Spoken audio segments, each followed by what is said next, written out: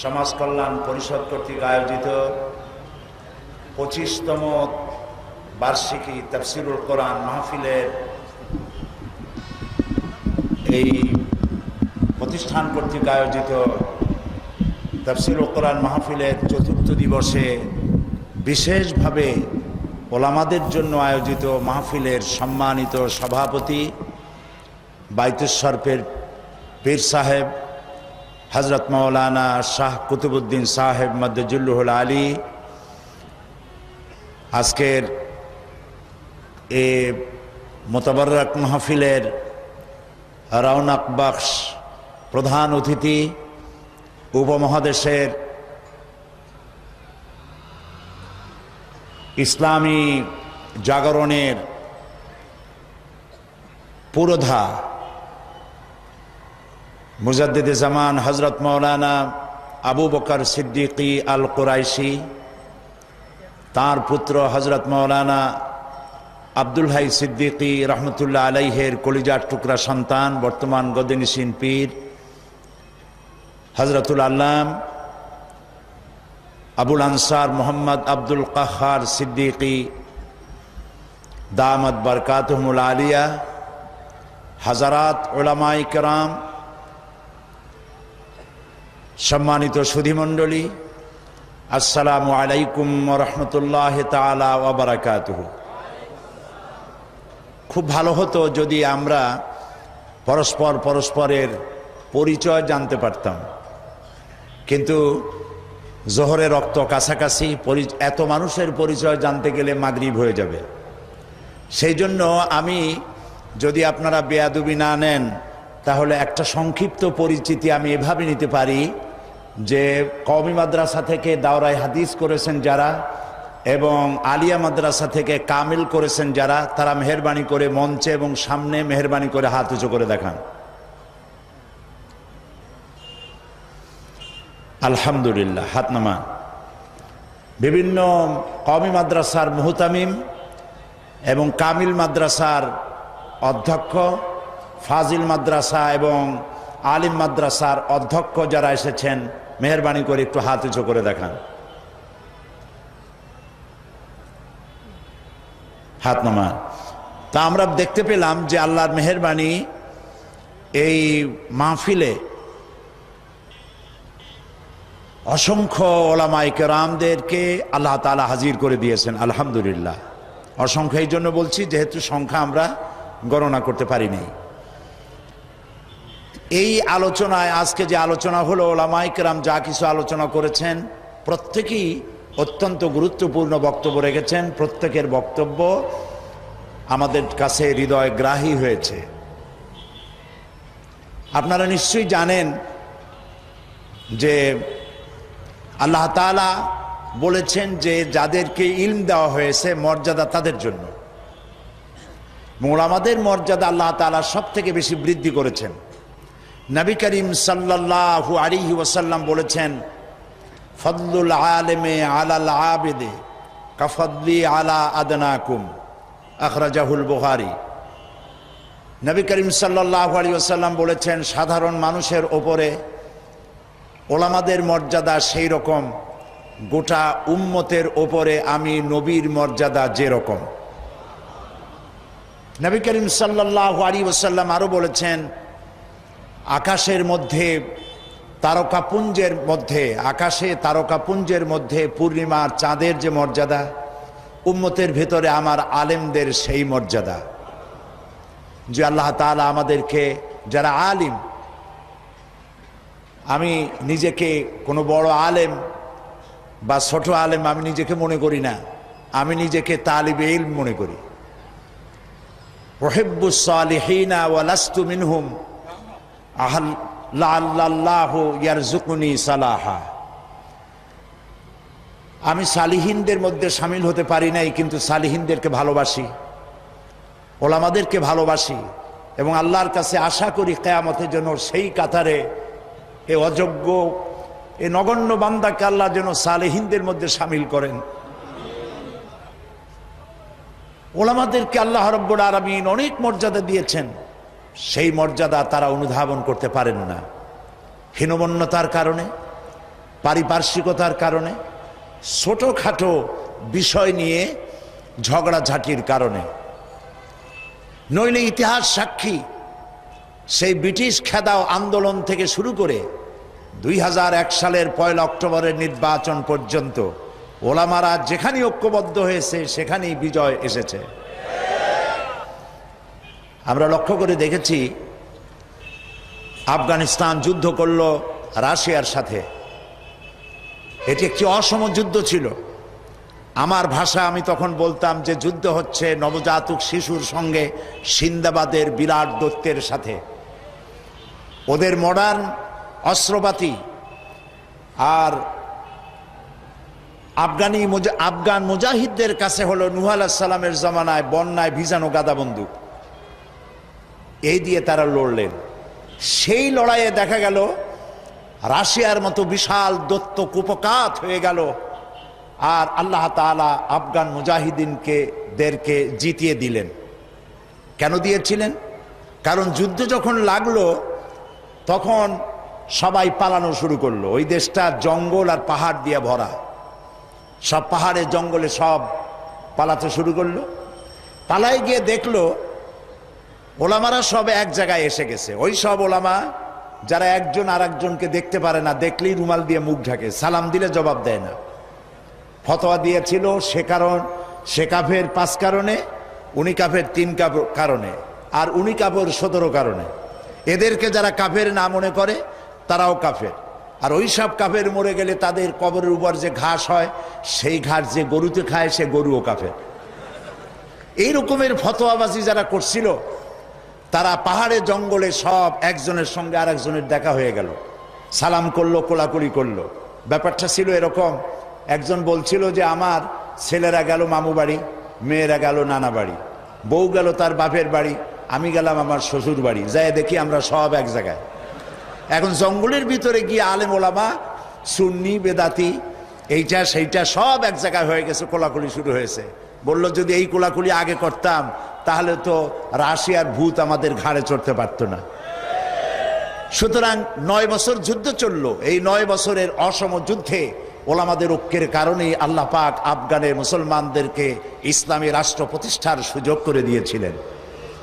আবার যে পতন ঘটল, তাও মুজাহিদ আলেমদের মধ্যে যখন তাফরিকার সৃষ্টি হলো, ইখতিলাফ তৈরি হলো, একে অপরকে সন্দেহ করলো, দেখতে পারলো না, ভালো লাগলো না, সালাম কালাম করলো না, আবার কপাল পুড়লো, আবার বুশ এসে এদের হুশ নষ্ট করে দিল। আফগান আবার চলে গেল আরেকজনের দখলে। ঠিক এমনি করে ইরানের মুসলমানেরা, তাদের সাথে আমাদের আকীদার অনেক বেশ কম আছে, কিন্তু তারা যখন ঐক্যবদ্ধ হলো, ইরানের ওলামারা, আয়াতুল্লাহরা যখন ঐক্যবদ্ধ হলেন, তখন আমেরিকার মতো বিরাট পরাশক্তিকে তারা পদানত করে ইসলামী রাষ্ট্র, তাদের ভাষায় তারা ইসলামী রাষ্ট্র প্রতিষ্ঠা করতে সক্ষম হয়েছে এবং আমেরিকাকে পদানত করেছে। এখানে আয়াতুল্লাহ খমিনীর একটি কথা আমার মনে পড়ে, কি সাহস তার!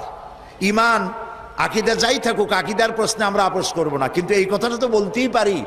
যখন আমেরিকা তাকে বলেছিল যে আমার দূতাবাস থেকে যে 56 জনকে গ্রেফতার করা হয়েছে আমেরিকান, এদেরকে ছেড়ে দাও, তা না হলে তোমার খাদ্য রসদ আমেরিকা থেকে যত সাহায্য যায় সব বন্ধ করে দেওয়া হবে।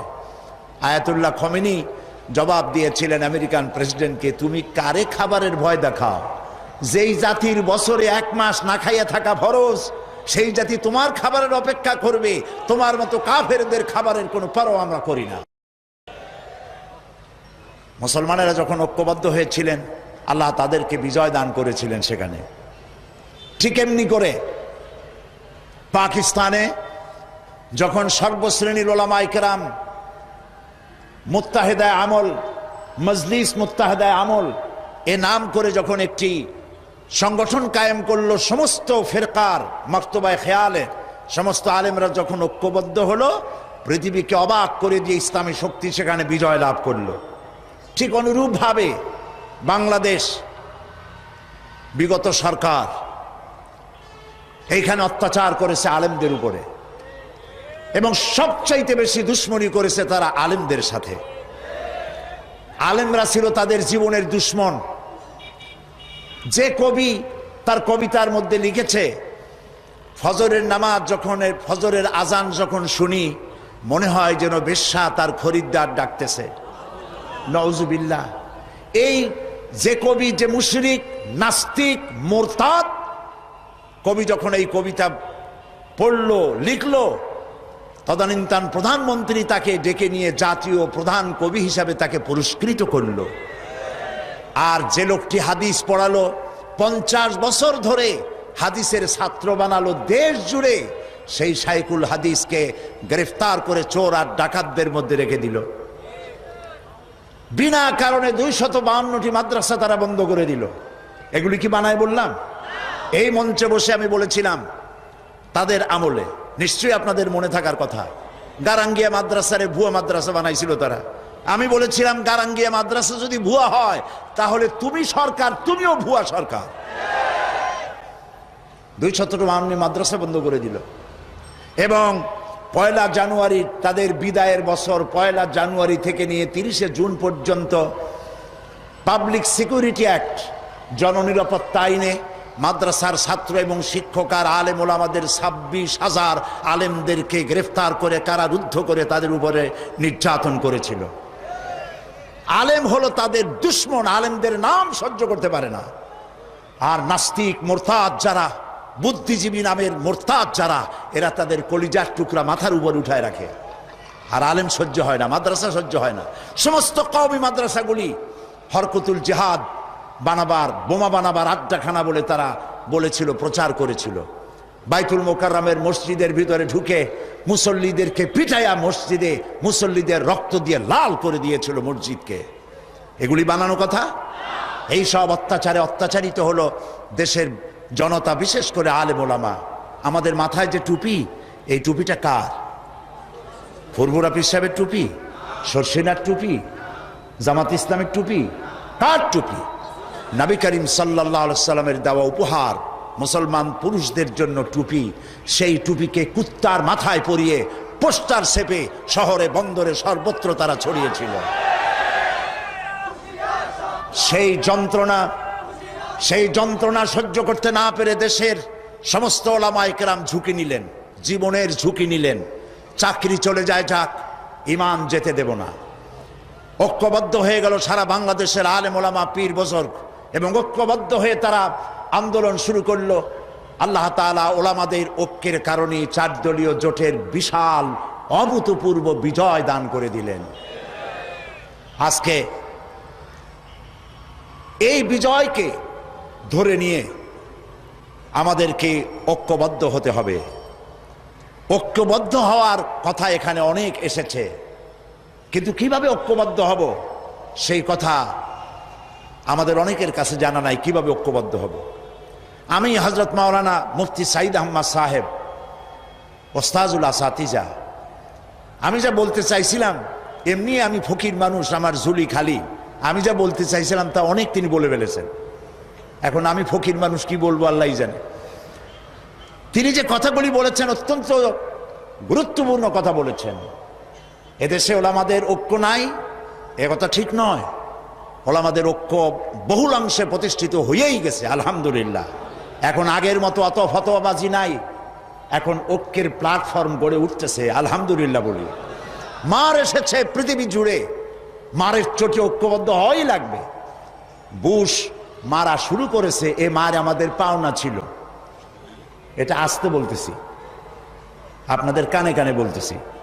বুশের আশা খারাপ হয় নাই, আশা দরকার ছিল। ওমা আসাবাকুম মিন মুসিবাতিন ফাবিমা কাসাবাত আইদিকুম। মার খাইতেছো 2 হাতের কামাইয়ের কারণে। একজনে বিবাহ করছিল, কিন্তু বউ তার কাছে আসে না। 1 মাস, 2 মাস, 3 মাস চলে যায়। বেচারা খুব অসহায় হয়ে পড়ল। এত টাকা খরচ করলাম, তারপরে তাবিজের শরণাপন্ন হলো, দোয়ার শরণাপন্ন হলো, কোনো কাজ হয় না। সর্বশেষ এক বুজুর্গ ব্যক্তির কাছ থেকে চিনি পড়া নিয়ে পানের মধ্যে ঢুকাইয়া খাওয়াইছে। রাত দুপুর 2:30, 3টা বাজে হঠাৎ করে বউ গলা জড়ায় ধরছে স্বামীর। স্বামী বলছে যে আল্লাহ, এই শেষের হুজুরের চিনি বড়া কামে লাগছে। বউ কয় যে কি এর চিনি বড়া কামে লাগছে, ঘরে চোর ঢুকছে তাই ভয়তে গলা জড়ায় ধরছি। বাড়িওয়ালা বলতেছে, স্বামী বলতেছে, আয় চোর, মাই তুঝে খের মকদম कहता हो, तू हर रोज मेरे घर पे आया कर। তুই আমার বাড়িতে রেডিও টেলিভিশন ফ্রিজ যা আছে সব নে, প্রত্যেক দিন আসবি, তাহলে আমার প্রিয়াকে আমার গলার সাথে পাবো। কাজী বুশ আর আসার কারণে আর যাই হোক, একটা কাজ তো হয়েছে, পৃথিবীর 130 কোটি ঘুমন্ত সিংহ জাগ্রত হয়েছে আল্লাহু আকবার বলে।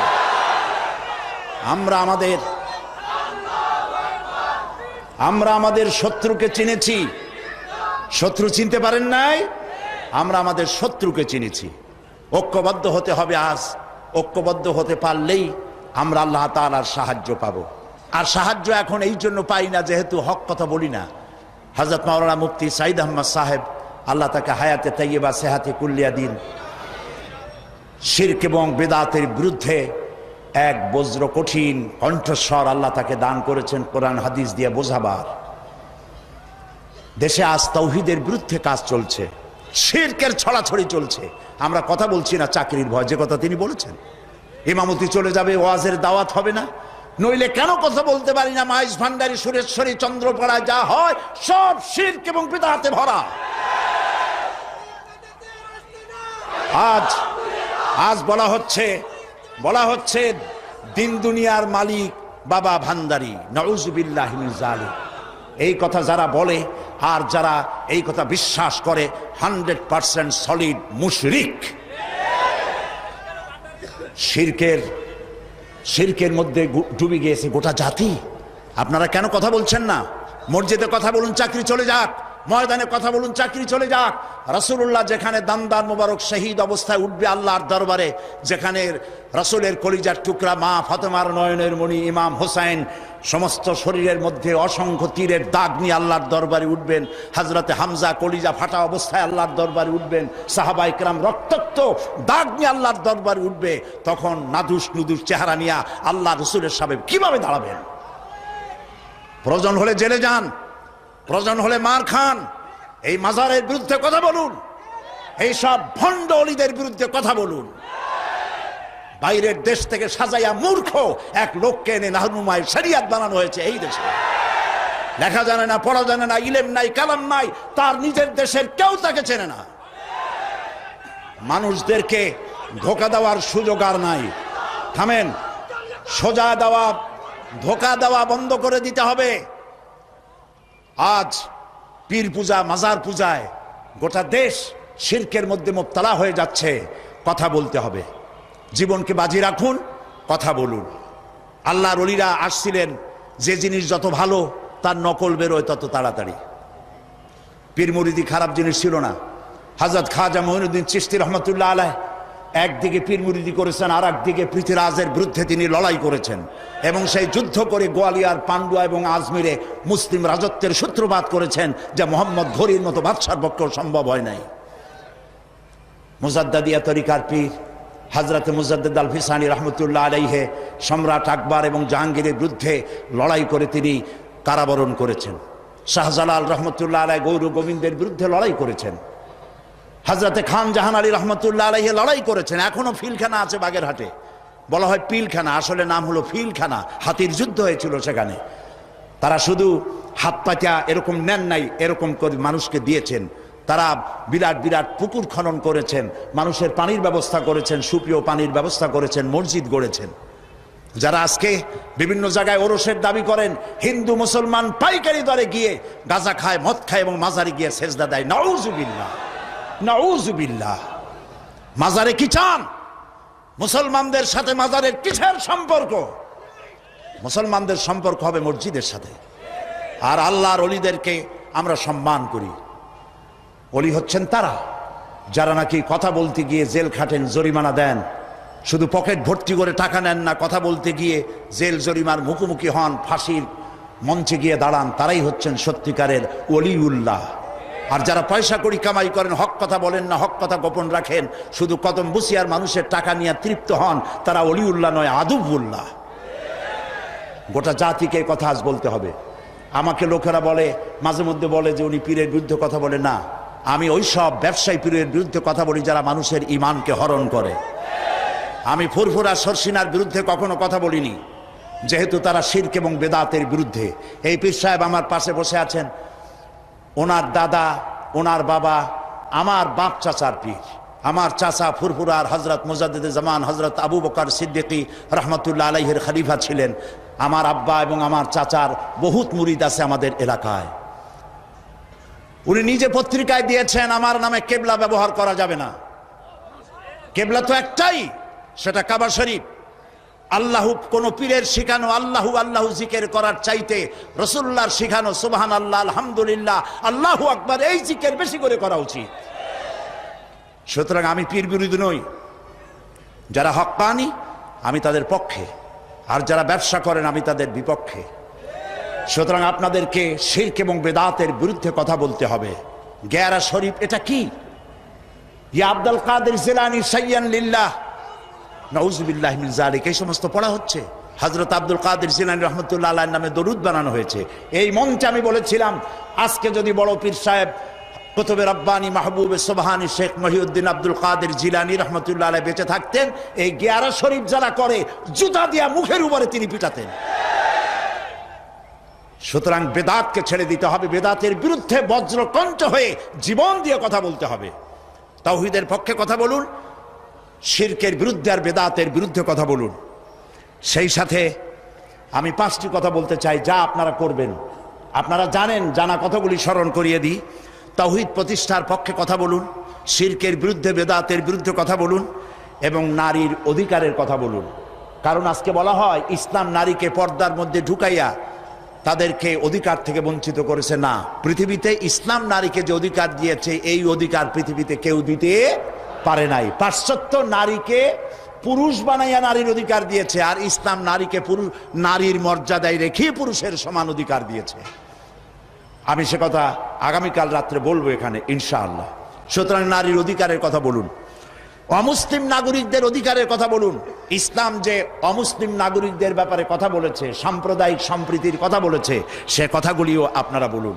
এবং নিজের জ্ঞানকে, এইসব কথা বলার জন্য নিজের জ্ঞানকে শানিত করতে হবে, নিজের জ্ঞানকে সমৃদ্ধ করতে হবে। কিতাবুত তাওহীদ পড়ুন, আকীদাতুত তাহাবিয়া পড়ুন। নিজে আকীদা কেমন হওয়া উচিত, রাসূলের প্রতি, সাহাবায়ে কিরামদের প্রতি এবং আল্লাহর ওয়াহদানিয়তের প্রতি, তার জাতের প্রতি আকীদা কেমন হওয়া উচিত, এসব কিতাবপত্র, হাদিস, কোরআন বেশি করে পড়ে মানুষের কাছে এই কথাগুলি আমরা যত বেশি বলতে পারবো ততই আমাদের জন্য কল্যাণ হবে। হাজারাত উলামায়ে কেরাম, যেহেতু নামাজের ওয়াক্ত সামনে, আমি আর কথা বলতে চাই না। যেহেতু আরো 2 জন মুরব্বী, আমাদের মুরব্বী, তারা সহি রাহনুমাই করেন জাতির, তারা কথা বলবেন। আমার বক্তব্য এখানে শেষ করছি এই কথা বলে, আসুন আমরা ঐক্যবদ্ধ হই, আসুন আমরা ঐক্যবদ্ধ হই। কেউ ঐক্যবদ্ধ হইলাম না, এটার কোনো দাম নাই। ঐক্যবদ্ধ হওয়ার জন্য আসুন তাওহীদের উপর ঐক্যবদ্ধ হই, খাতমে নবুয়তের আকীদার উপর ঐক্যবদ্ধ হই, শিরক এবং বেদাতের বিরুদ্ধে কথা বলি, একই সুরে বলি, একসাথে বলি, জীবনকে বাজি রেখে বলি। আল্লাহ তাআলা তৌফিক আমাদেরকে দান করুন। হাদা মা ইনদি ওয়াল ইলমু ইনদাল্লাহ আলাইহি তাওয়াক্কালতু ইলাইহি উনীব। ওয়াসসালামু আলাইকুম ওয়া রাহমাতুল্লাহি তাআলা ওয়া বারাকাতুহু।